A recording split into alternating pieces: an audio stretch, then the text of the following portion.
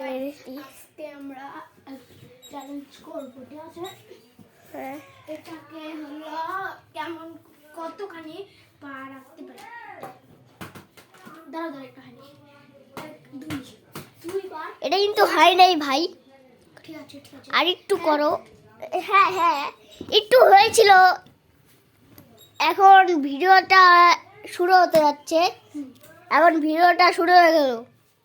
এখন কিন্তু অনেকক্ষণ করলা তুমি, ভিডিওটা শেষ হলো ভাই।